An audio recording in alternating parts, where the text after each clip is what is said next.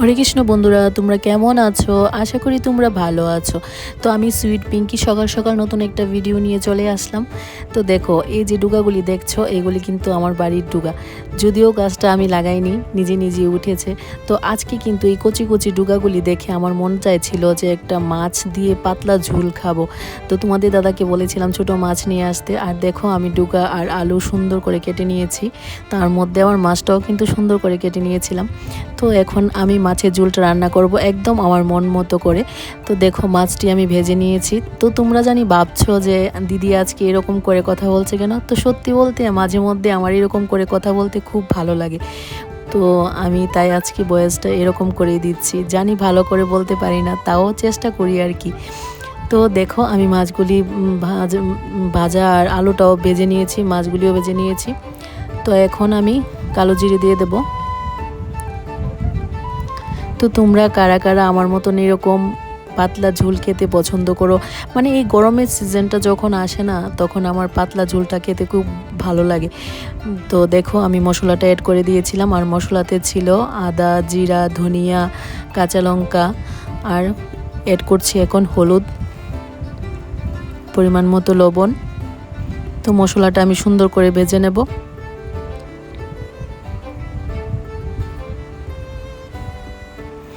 তো মশলাটা একটু ভাজা হয়ে গেলে কিন্তু আমি ডুগাগুলি দিয়ে দেব।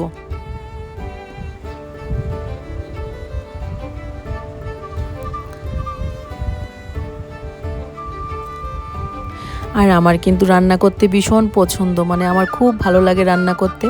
আর আমি খেতেও ভীষণ পছন্দ করি, আর খাওয়াতেও আমি ভীষণ পছন্দ করি।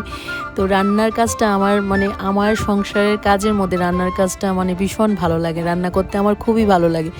তো দেখো, ডুগাগুলি দিয়ে দিয়েছি। এখন মশলার সাথে অ্যাড করছি ডুগাগুলি, তারপর একটু ঢাকা দিয়ে রাখবো। তো তোমরা কারা কারা মানে এরকম সবজি খেতে পছন্দ করো, অবশ্যই কমেন্ট করে জানাবে।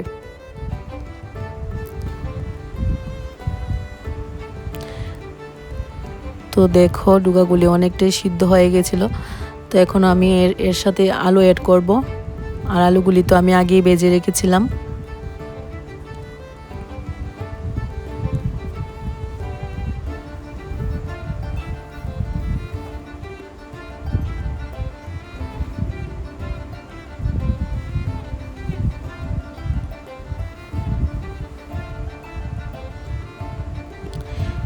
তো আমার যখন যেটা মন চায় আমি কিন্তু তখন ওইটাই করি। আর তোমাদের দাদাও আমার মনের ইচ্ছা পূরণ করার চেষ্টা করে সব সময়। দেখো না, আজকে আমার ইচ্ছে হচ্ছে এরকম করে কথা বলতে, এরকম করে কথা বলছি। তো তোমরাও কিন্তু তোমরার মনের যত্ন নিবা। আমিও কিন্তু আমার মনের যত্ন নিই। যখন আমার মন যেটা চাই ওইটাই আমি করি।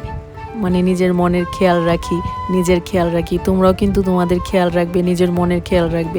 যে জিনিসটা করলে তোমরা আনন্দ পাবে, খুশি হবে, সবসময় খুশিতে থাকতে পারবে, ওইটাই করবে। আমিও কিন্তু ঠিক ওইটাই করি। তো দেখো, আমার মাছের ঝোলটা কেমন হচ্ছে দেখতে থাকো। তো আমি ঝোলটা দিয়ে দিয়েছি। আর ভীষণ সুন্দর একটা গ্রান বেরিয়েছিল কিন্তু। একদম আমি যেরকমটা চেয়েছিলাম ওই রকমই হয়েছিল। আর আজকে রান্নাটা সত্যি খুব টেস্ট হয়েছিল। তো মাছটা আমি অ্যাড করে দিয়েছি।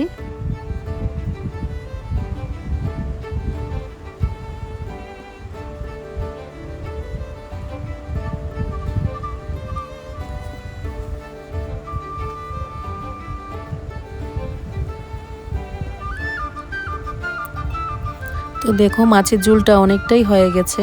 এখন আমি মাছের ঝোলটা নামিয়ে নেব।